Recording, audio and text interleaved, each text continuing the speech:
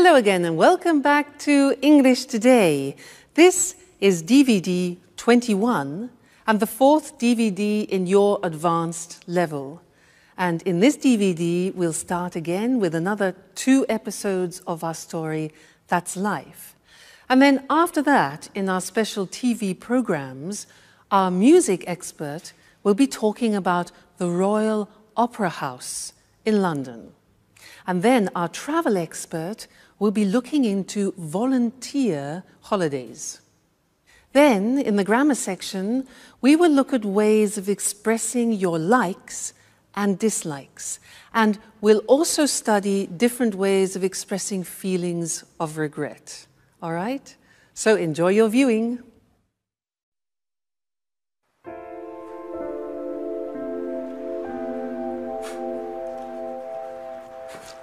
Jack! Jack! I was waiting for you. Have you got a minute? Sure, Edward. What's up? You want to put some muscles in your film? Oh, Jack, you're quite a joker. I need some advice about a rather delicate matter. Well, it's about women. Oh, well, then you've come to the right person. When it comes to women, in all modesty, I'm sort of an expert. Go ahead, shoot. But make it fast. I have to get to the gym. Oh, well, don't worry. It's like this. If a woman lets you mysteriously know that she's keen on you, and if you didn't expect it, but then you find that you don't mind the gesture, in fact, because of this, you find that you are becoming fond of her. And if she acts as if nothing has happened... Whoa, Edward. What are you getting at? I don't understand it. Is this a new idea for a film? Because if it is, you should think about rewriting this script. It seems very convoluted to me. Jack, stop joking. It's a serious matter. I just don't know how to behave. I can't stand this situation. Well, okay. Let's take this from the top. So, a woman goes for you. However, she doesn't do it openly. But then she pretends as if nothing has happened. And, as far as I can tell, you don't dislike the idea. Have I got it? Exactly. What should I do? Well, the fact, her behavior leads me to believe that she's fond of games. So use that. Play the mysterious man. And then surprise her with something special. You know, like take her out to dinner, or write her a poem, or send her some red roses. Women really go for that kind of thing. Really? I got an idea. I'd really like to meet this mysterious woman. What she sees in him is beyond me.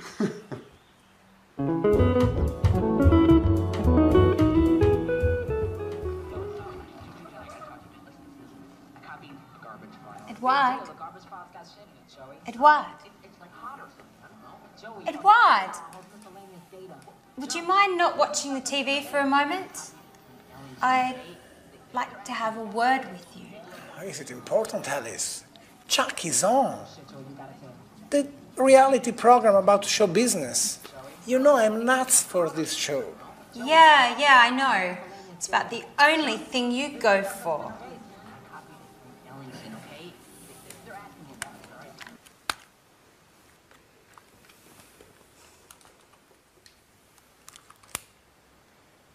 What's up, Alice? What's bothering you?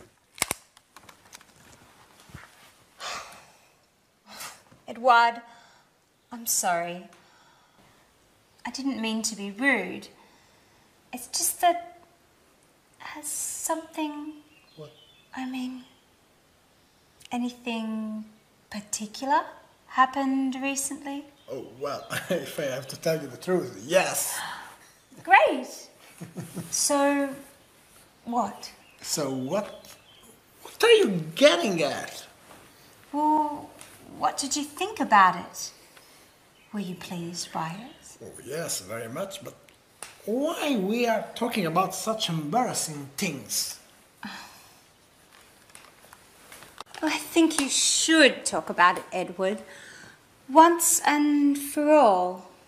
You think you know me? I'm not good with words. Well then, get into action. I think you've already waited long enough. Well, maybe you're right. I'm a klutz, aren't I, Alice? Well, yes, but you can fix it. I'll surprise you. By the way, Alice, have you decided what are you going to wear for our date yet? Oh, our date? Are you serious, Edward? Sure, our date with Mr. Martin, the television producer. That date? Have you forgotten? No, don't worry. I haven't forgotten about it.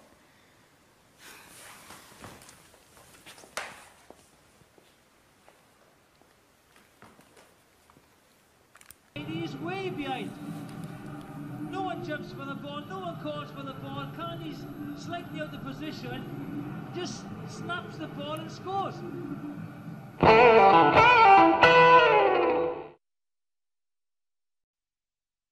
Hello again, and welcome back. Jack and Edward in that episode were talking about what they like doing and what they dislike doing. And in the English language, this is very interesting because there are different ways of describing what you like and what you dislike, different verbs, different phrases, and that's what I want to do with you now. I'm going to give you some examples in this little exercise. And if you listen carefully, you will notice how many different forms there are. It's like a little quiz. I'm going to talk to you about an animal, all right?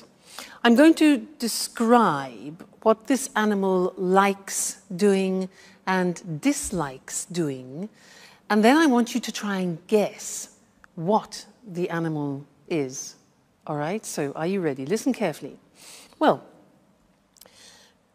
these animals are keen on eating big animals. They're keen on eating big animals. They're fond of basking in the sun in the long grass. So they're fond of lying, basking in the sun in the long grass. They really love running at top speed. They love running at high speed, okay?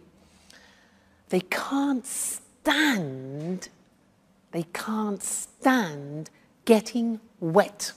Like when it rains, they can't stand getting wet. They can't bear being disturbed when they're eating. They can't bear being disturbed when they're eating. Another thing, they don't mind the presence of man, but at a distance, all right? Okay. They dislike being close to lions,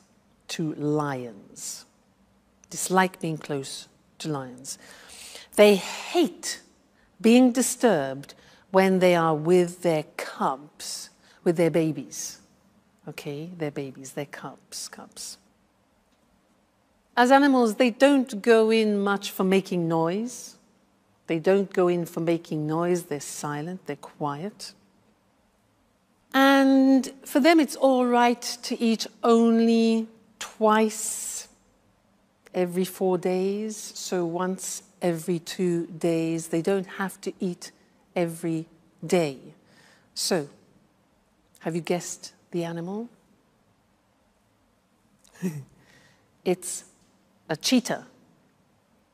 Now remember that in English, a cheetah is not Mr. Monkey. A cheetah in English is the fastest animal in the world. It's the cat, the wild cat with dots. That's the cheetah, and that's what I was describing, all right? Now let's look more closely at the language that I used. So, if we are talking about likes, these are the possibilities. You can use the verb to be keen on. Now notice that these verbs are followed by the gerund form because we have a preposition. So, I'm keen on skiing. Keen on plus gerund means I'm enthusiastic about it. I'm fond of learning English. Same meaning, okay? It means I like it very much. Keen on, fond of, plus gerund. You can have the negative too. I'm not so fond of going to the cinema alone, for example. Now, what about negative? I can't stand is the same as I hate. Very, very common use, this. I can't stand getting up early in the morning. Gerund. I can't stand getting up early in the morning. We also say, I can't bear. Look at the pronunciation. I can't bear. All right? Getting up early in the morning. I can't bear drinking beer, for example.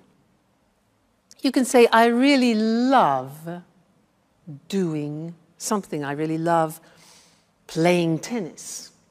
Now, you can say, I don't mind doing something. Now, I don't mind means I don't particularly like it. I don't particularly dislike it. So it's okay, it's nothing special for me. So I don't mind playing tennis, but it's not my favorite sport. All right? We also have the verb dislike. I dislike playing tennis. All right? So see how many they are. It's really interesting.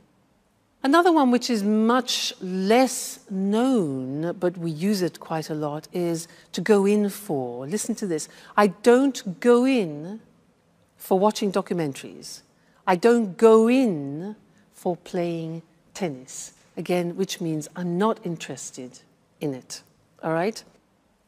Another thing is, well, it's all right. Again, this is non-committal. It's all right playing tennis, but it's not my favorite sport.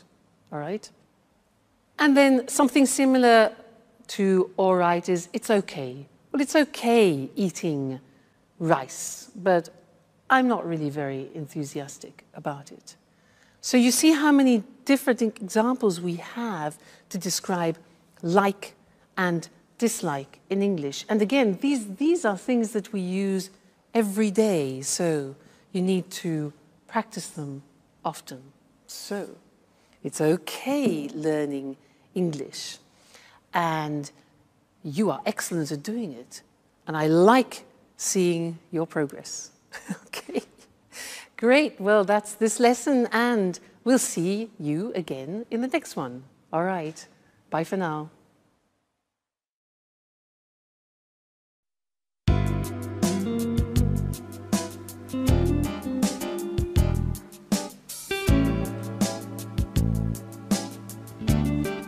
Great. This spot should work well. Maybe here would be better. And I'll put the card here, next to this. Let's give it a quick once over again.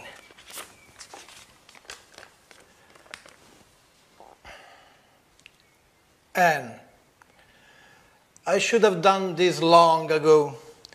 Now I can't wait any longer. Listen to my poetry, written especially for you.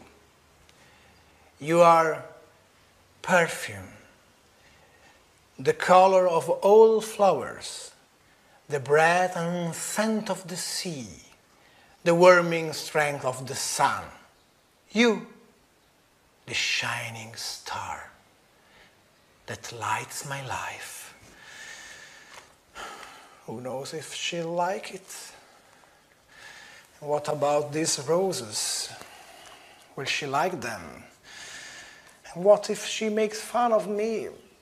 Perhaps I shouldn't have listened to Jack, but of course. It makes no sense to go on as if nothing has happened. Somebody has to take the first step. I'll await you tomorrow night here in the living room. When everyone is asleep, we'll be able to be alone.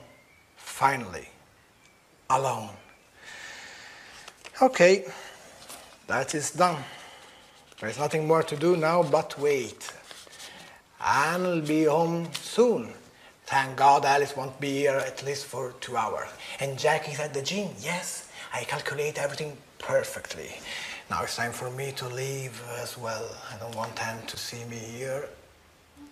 Here she is. It's time to go. Excellent. Great, Edward. The moment of truth approaches. Then never call me an amateur again. Right, fine. Bye-bye. Oh, is the door open? Bloody cat's coming. Oh, what are these? For me? Oh, they're beautiful. I wonder who sent them. Oh, what poetry. Who could have written it?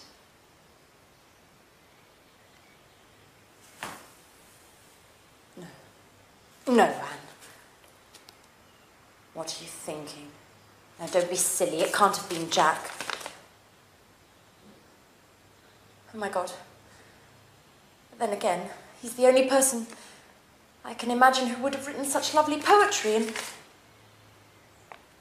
Oh, my God. Oh, what if it were Jack? Now that Sharon is out of the picture... Who would have ever thought that one day...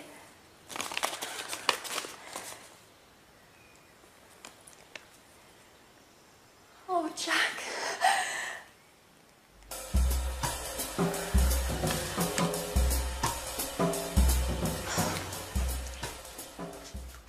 Hi, Anne. Hi, Alice. My, aren't we feeling chirpy today? Yes, we are feeling chirpy. I've just received a mysterious and completely unexpected surprise. So, what is it? What's all the suspense for? I'm sorry, Alice. I'd like to keep it a secret for the time being.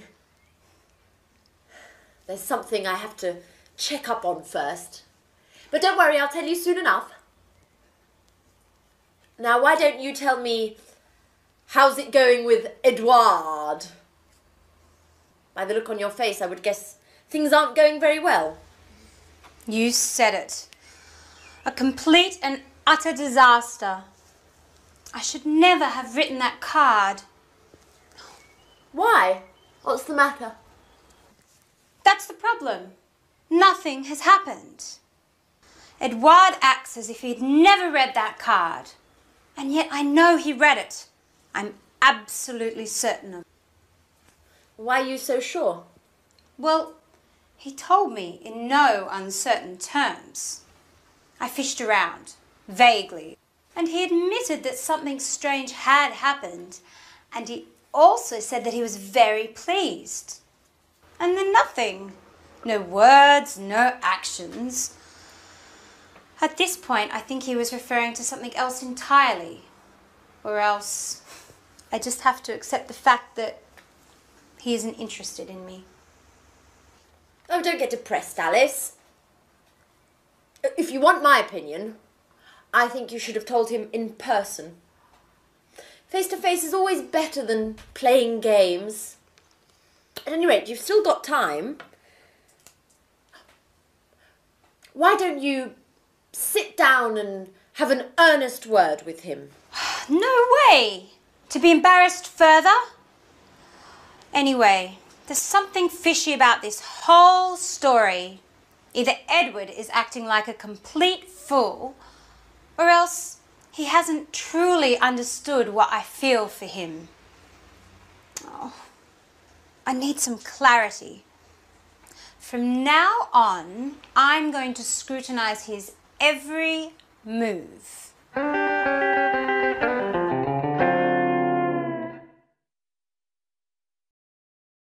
Hi again and welcome back for some more English language. Did you hear Alice talking about her regrets? Do you know that regrets, when you do something you wish you hadn't done, that's a regret?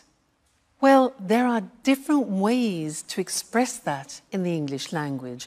She said, I wish I hadn't written that card. I shouldn't have written that card. That's another possibility. There are, in fact, 3 possibilities in English of expressing regret. And I want to look at those with you. Because they're quite complicated, let's do it together on the screen, all right?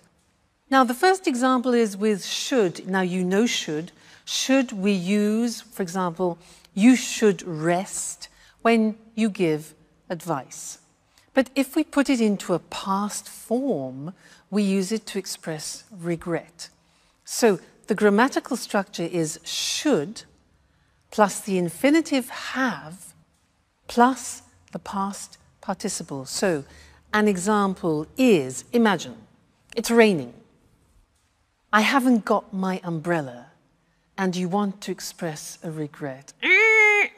So you could say, I should have brought my umbrella. You see, should, infinitive have, plus the past participle, bring, brought, brought. So you say, oh, damn, I should have brought my umbrella with me. So that's one example of expressing regret using should have brought. The second example is with wish. So it's raining and you think, oh, damn, I wish. Now, the grammatical form is I wish I had brought. That is the past perfect. Had is the auxiliary of have in the past, then the past participle. So, I wish I had brought my umbrella with me. So, I should have brought. I wish I had brought. And the last one is very similar to wish. It's if only I had brought my umbrella with me. So there again we have if only followed by the past perfect. If only I had brought my umbrella with me. All right? So 3 forms of expressing regrets. Let's practice. Situation. I've got sunstroke. My face is burning because I've been on the beach all day.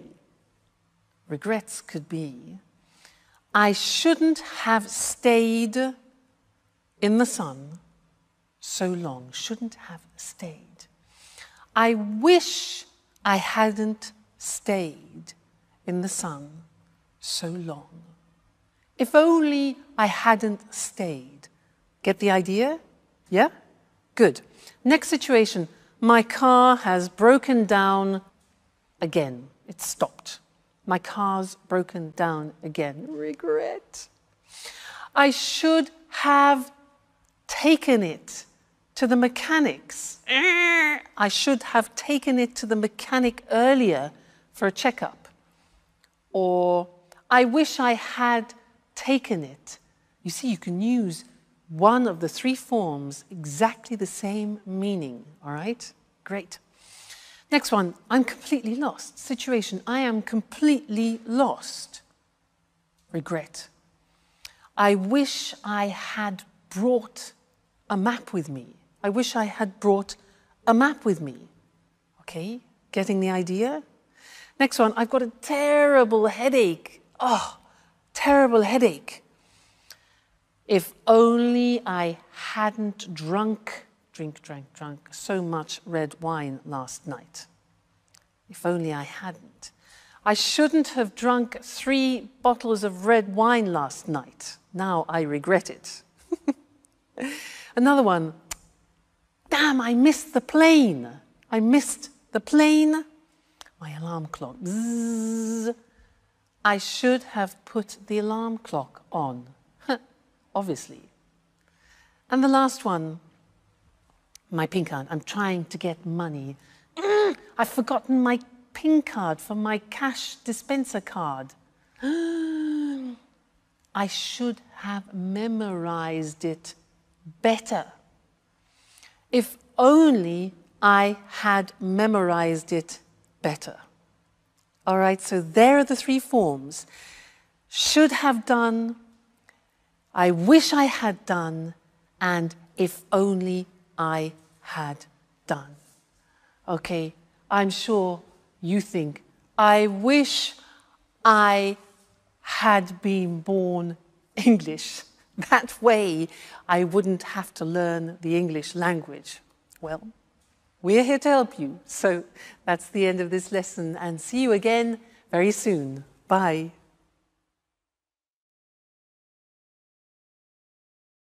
Hello and welcome to this week's edition of Music World. And of course, welcome to our music expert, Tony Moore. Hello, Lucy.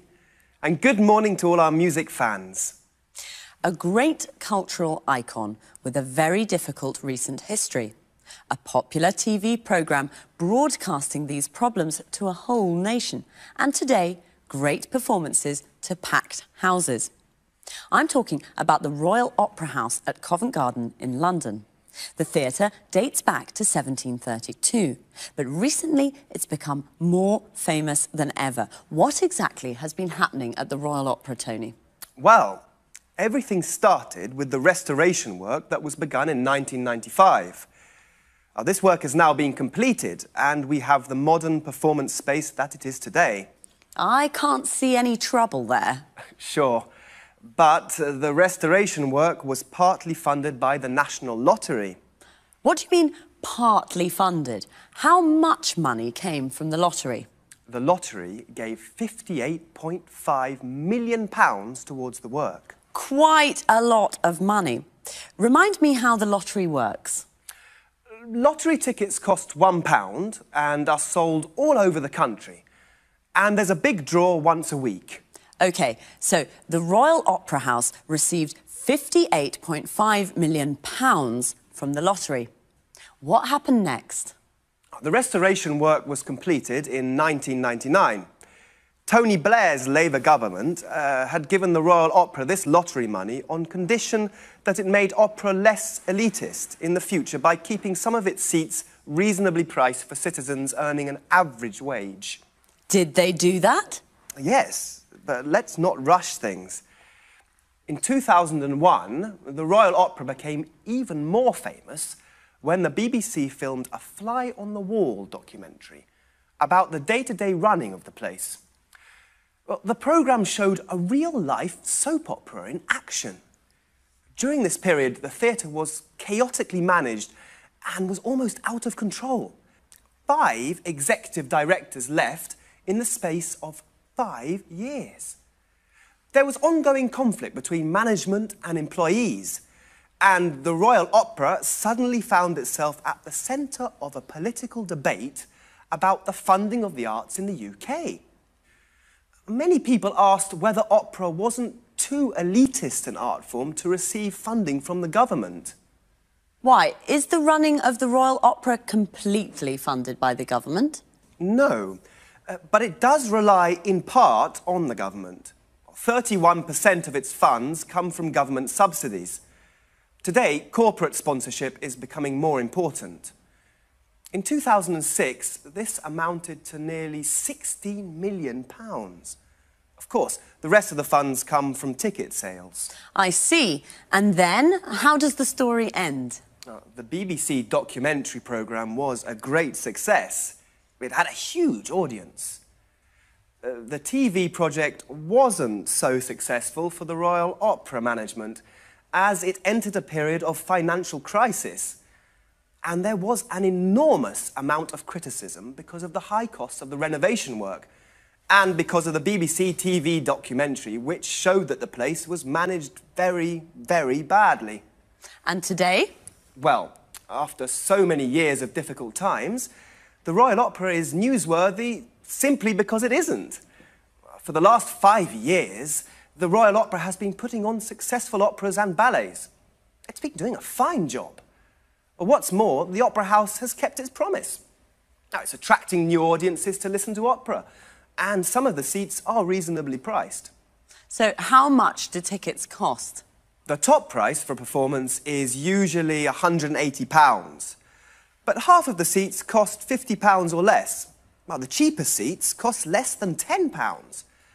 Of course, they're not very close to the stage, but they are the cheapest grand opera seats in Europe. On an average evening, 48% of the audience is watching its first opera. So a wider range of people are watching opera now in London. Oh, that's right. After a very difficult period, the Royal Opera is now running smoothly. Another soap opera with a happy ending. So thanks, Tony, and Thanks. goodbye. Goodbye. And goodbye to all our music fans. So, the Royal Opera House, a cultural icon with a difficult history. A cultural icon is a famous symbol for one of the arts, music, writing or painting. But today it puts on performances to packed houses. Remember, the phrasal verb to put on means to organise and perform.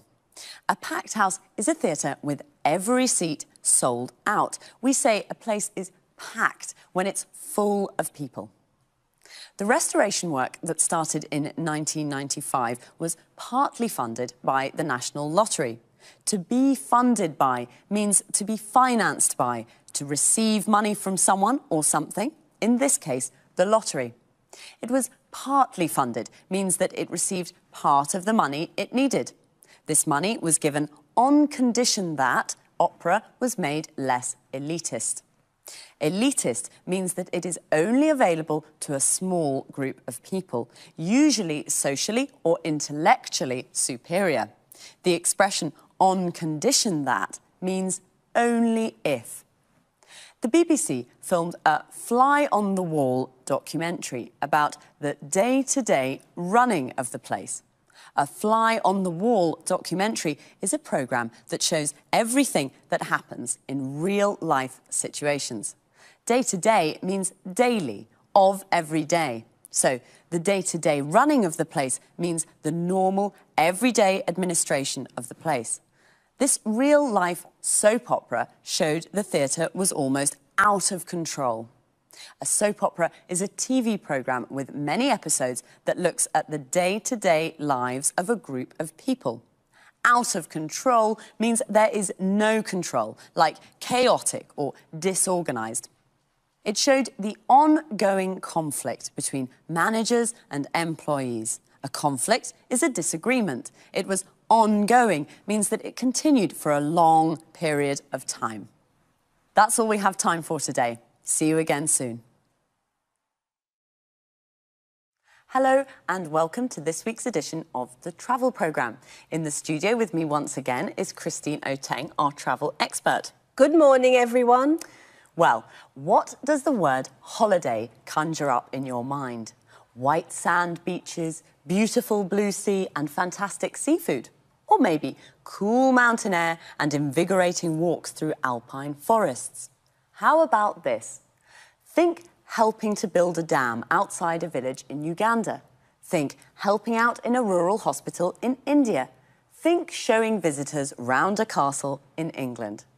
That's right, today's travel topic is volunteer holidays, a way to travel and do good at the same time. Am I right, Christine? Right. A volunteer holiday can be a true life-changing experience.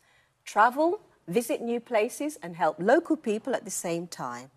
It's a great way to really make contact with local people, their culture and the kinds of problems they face, and you can help in a small way to solve some of those problems. Certainly a holiday with a difference.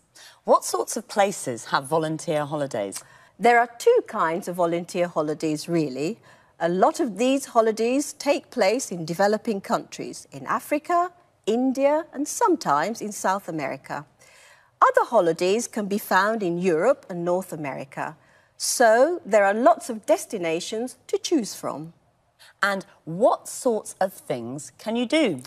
There's an enormous range of activities to choose from. In the developing world, a lot of the work is based around helping on infrastructure projects, so you may help to dig a new well or build a new footbridge or perhaps a children's playground. Or you may decide to help out in a local hospital or in an orphanage. All sorts of useful projects to improve the daily lives of local people in small ways. And what about the work in developed countries? Well, here the work is slightly different. It's usually for charitable organisations, like, for example, the National Trust, an English charity that looks after many castles and old houses. It also owns many areas of beautiful countryside. Anyway, it's possible to do lots of interesting things for the National Trust. What, for example? As you mentioned earlier, helping to show tourists round a castle in the summer, there is a beautiful 15th century castle on an island off the northeast coast of England, Lindisfarne Castle.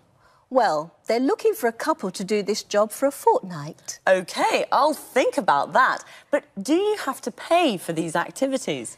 Yes, of course you have to pay. Volunteer holidays in developing countries tend to cost more because travel costs are higher and some of your money will go to help the local community. In this way, you help poor people twice. Just one question, Christine. During volunteer holidays, do you have to work all the time? Well, usually there's a split between volunteer work and sightseeing. For example, during a fortnight's holiday to Africa, you may spend the first week on your volunteer work and the second week visiting game reserves, relaxing, shopping. The sorts of things you normally do on holiday. Good. So, you have time for fun too. OK, everyone, the next time you're trying to decide where to go on holiday, forget the beaches, forget the mountains, and start thinking about leaving your comfort zone for Africa or the English countryside. Thanks, Christine, for that fascinating information. Goodbye. And, of course, goodbye to all travellers. Well, what does the word holiday conjure up in your mind? What does it conjure up? Means, what does it make you think of? What do you imagine when you hear the word holiday? A volunteer holiday can be a life-changing experience. A life-changing experience means it changes your life. There are two kinds of volunteer holidays, in developing countries and in developed countries. A developing country is a country with a low level of economic activity and low standards of living, like India and Africa. All these countries together are called the developing world. European countries are developed countries. There are lots of destinations to choose from. There are lots to choose from means that there is a big selection. There are lots of activities to choose from. You can help on an infrastructure project, a project that involves building or construction. You can help to build a footbridge, a bridge for people to cross on foot. You can help out in an orphanage. An orphanage is a home for children who have lost their parents. Notice how we say help to do something, help on a project, and help out in a place. You could also work for a charitable organisation in a developed country. A charitable organisation is an organisation whose aim is not to make a profit, but to help people in need. For example, you could spend a fortnight showing tourists around a castle in England. A fortnight is a period of 14 days. They're looking for a couple to do this job. A couple is two people, usually a man and a woman who are married or in a relationship together. OK, well, that's all for this week, so take care and study hard.